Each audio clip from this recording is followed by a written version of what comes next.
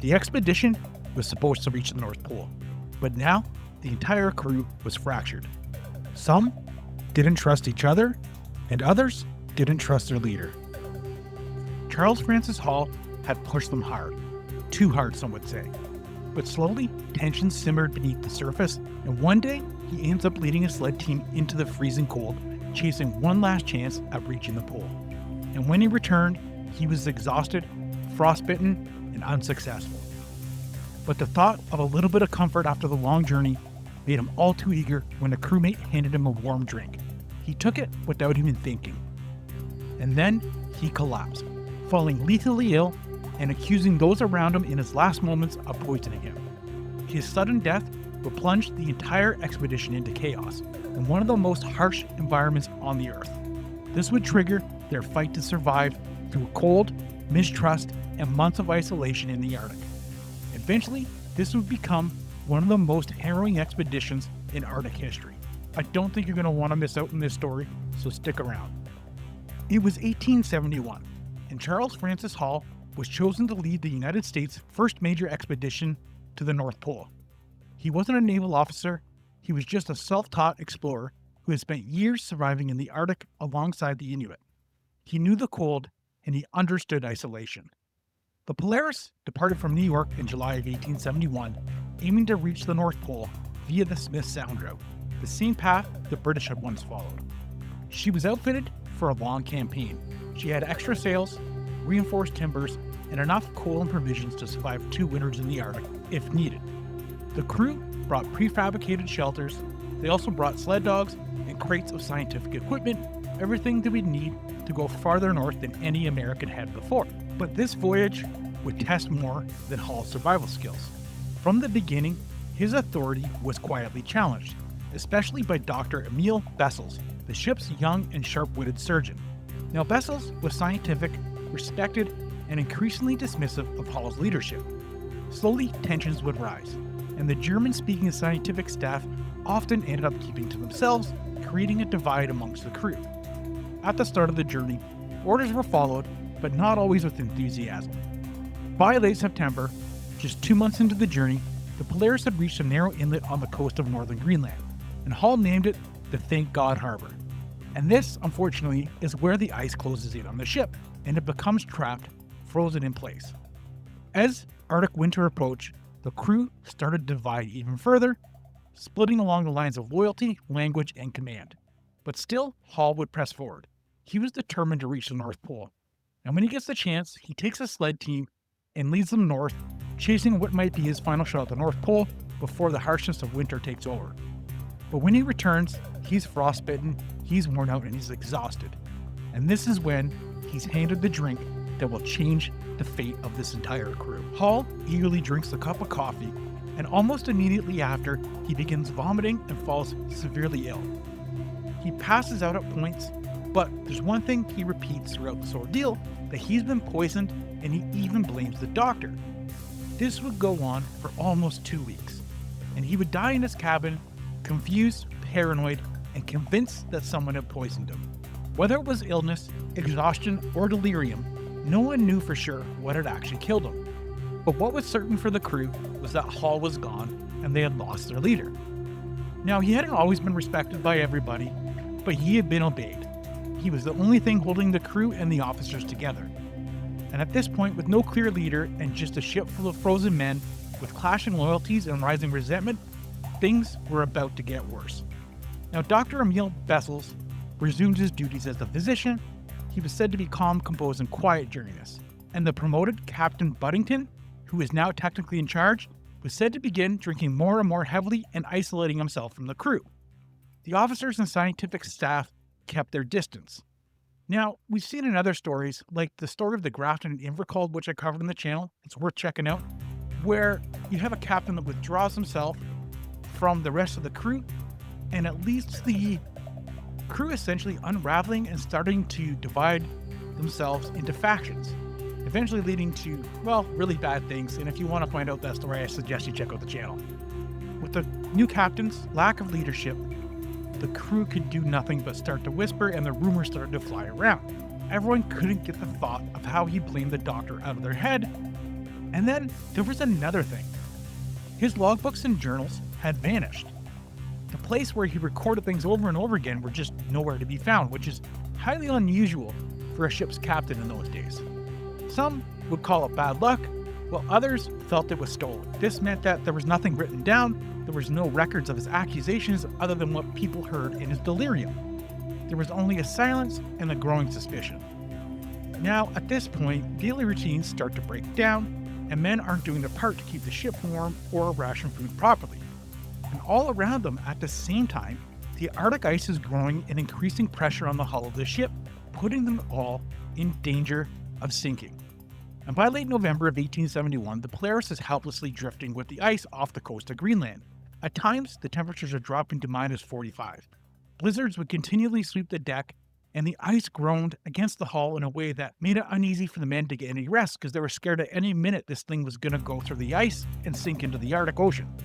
As the men are starting to divide and fall apart, the one thing they all agreed upon is that the dream of reaching the North Pole at this point is gone.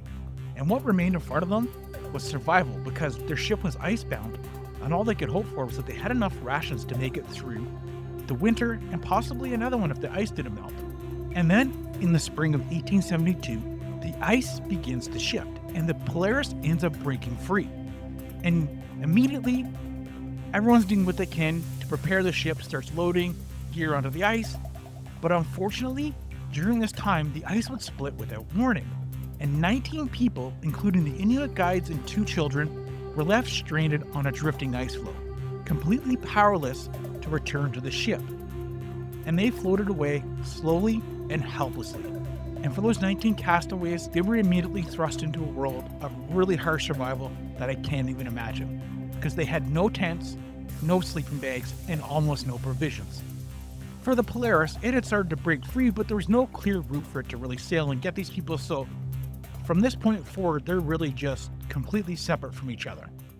Now, the people on the ice did everything they could to salvage any canvas, rope, or whatever scraps of meat they could find in the supplies that were still left. They ended up having to burn some of the sleds and sleigh runners for heat. They would melt any of the snow they could get for fresh water. What little bit of food they had, they rationed super carefully. There's even a point, as they're flowing, they see a ship on the horizon and try to flag it down desperately, but it doesn't see them. In the makeshift shelters they were able to make with the scraps, blizzards would constantly hit them. But slowly, the people became worse and worse off as there's frostbite and injuries amongst the 19 crew. I seriously can't imagine what these people were going through, completely separated from the Polaris. But back on the Polaris, what crew did remain started to face their own unraveling. Because before the Polaris could move, the ice ends up closing back in around them, and at this point, Buddington, the drunk captain, gives little direction. Morale completely crumbles, and paranoia really set in with these guys. But at least on the Polaris, they had some basic provisions, because originally they planned to be out there 2 winters.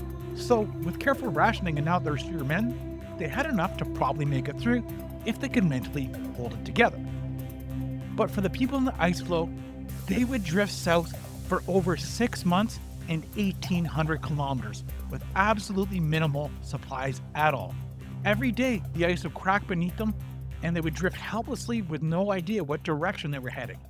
Most of the people that were on that ice floe actually started to write goodbye notes, hoping that loved ones would actually find them someday.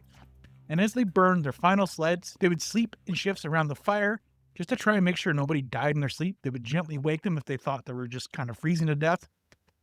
But eventually, by a stroke of luck, a ship appears and it actually sees them this time.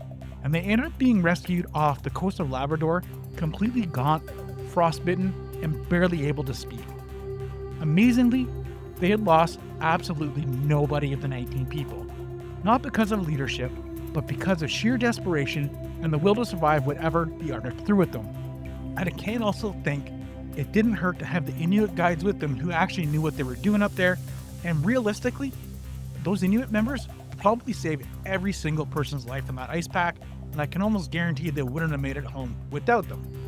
While the fate of the people in the ice floe was met with a little bit of luck, the people locked fast near Thank God Harbor on the Polaris were still facing a lot of hardships.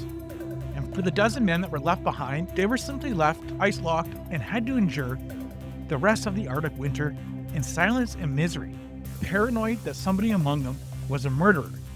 The men built rough shelters in the ice using some salvaged timber and stones from the prefab kits they had brought.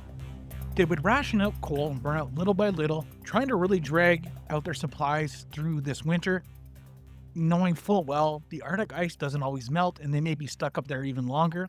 But slowly the rations weren't enough, and morale begins to collapse, and things get even worse when the sled dogs start to die because they're not able to feed them anymore. Food literally had to be rationed by the ounce.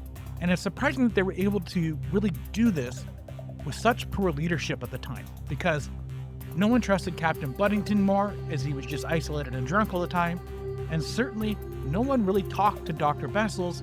Everyone was on edge around him, thinking he could be a murderer.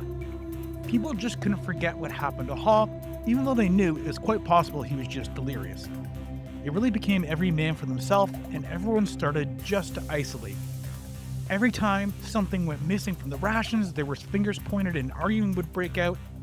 Literally anything that went on during this time broke out into arguments and fights. But somehow it never escalated past that. And I'm not sure if it's because these guys really held it together, or if simply by this time they were malnourished and starving enough that nobody had the energy to actually fight each other. Luckily, as time went on and spring came, thaw would actually find them, and the Polaris miraculously is able to break free. At this point, it's been just shy of 2 years, and the battered vessel drifted loose from the ice in June of 1873, nearly 2 years after departing from New York. With its torn and ragged sails and the patched up timbers that were damaged from the ice, they limped the boat south. No one cheered and no one celebrated. They were able to flag down a whaling ship near Newfoundland and request help to get back to port. And during the summer of 1873, it finally reaches U.S. waters and the expedition is deemed to be over. And Hall's death, during this time, had already began to be buried. And not just under the snow, but under the paperwork. Remember, his journals were missing at the time. The crew recounted the story, but the U.S. Navy simply called his death apoplexy, which essentially was an old-time term for a sudden loss of consciousness, but in fewer words, they deemed it to be from natural causes. So even considering the accusations against Dr. Bessel of being poisoned, they chalked it up to him just being delirious from hypothermia and malnutrition. Now, because of this, there would be no inquiry, no autopsy, and no one would be held accountable, at least at that time. So the expedition ends up being reframed as a hard Arctic ordeal, not a slow-motion collapse in mistrust and silence. Now, kind of burying the records and building up these expeditions to be kind of something they're not wasn't super uncommon during that time, because everything was based on public image and being able to get investors to invest in your expeditions or whatever kind of craziness you wanted to get out there and do. So you needed people to believe in you, and you needed people to believe in the mission. So you didn't want it necessarily to get out there that one of your expeditions resulted in possibly murder and people going crazy. And God forbid, cannibalism, which, well, happens quite a bit if you've listened to this channel for a while. And if you do like listening to this channel, maybe consider subscribing or sharing it with somebody you know. But I won't keep you any longer. But during this time, not everyone believed the Navy's version of events, and an inspector named Carl Smith ends up being one of the last people to speak with Hall before the ship was trapped in the ice, and he publicly stated that Hall had been poisoned. He urged the U.S. government to recover the body while the Arctic cold still preserved it. But nobody would listen, and slowly that moment and chance at justice passed, and the story went dead. And in the meantime, all of Hall's personal records that have vanished, his meticulous journals, were still nowhere to be found. Nobody, including Dr. Bessel, seemed to have any idea where these things moved. And what fragments were found on the ship or had survived seemed to have been tampered with. A number of pages that were missing by being cleanly cut and sliced and removed. There were entries and log dates missing that were completely unlike Captain Hall. But thanks to the inspectors speaking up, a quiet speculation did linger amongst the public, and some people did have their suspicions. There would be rumors that Hall had simply driven the mission and the men too far and eventually broke from it, while others did start to point the finger at Dr. Emil Bessels, his rivalry, and what was believed to be the source of friction for Hall on the ship. There was even rumors that were going around that the two were fighting because they both had feelings for the same woman back home. Yeah, a tale as old as time. But at this point, without trial and without a confession, the story just died. Hall would lay in the Arctic until nearly 1 century later, when the ice gave up its secret. And in 1968, Hall's body was exhumed from the permafrost in northern Greenland. It was frozen for almost 100 years, but somehow his remains were astonishingly well preserved. Right away, a forensic team begins to test his hair and nails, and the results were conclusive. Hall had been exposed to a massive dose of arsenic, not just once, but over the 2 final weeks of his life. The timeline matched exactly. He fell ill, would improve a little bit, and then would collapse again. Over those 2 weeks, it wasn't delirium, it wasn't illness, it was a poisoning. And to support that finding, the team also tested a stuffed bird that they collected aboard the Polaris, and it contained arsenic, which was used at the time to preserve scientific specimens. Now, the bird hadn't killed Hall, but it proved that arsenic was on the ship, and it was only accessible to those working in scientific quarters, like Dr. Emil Bessels. And he happened to also be the only man that had access to the chemicals in that lab and Hall during his illness. So it seems to be that the arsenic-laced coffee that was given to him made him sick.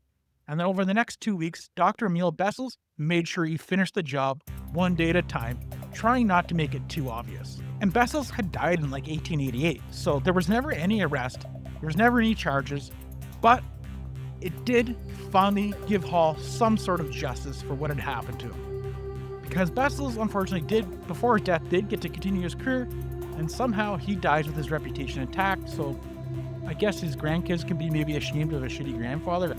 The bastard had even wrote a successful book painting himself as a hero of the expedition. So yeah, I guess he kind of sucked after it all. But anyhow, it seems that Hall's final words, "He's trying to kill me," were finally proven true. And for the 19 people in that ice floe in this story, I can't believe, seriously, if it wasn't for those Inuit guys, I don't think they ever would have made it back. Like literally with no supplies and nothing, they floated into safety.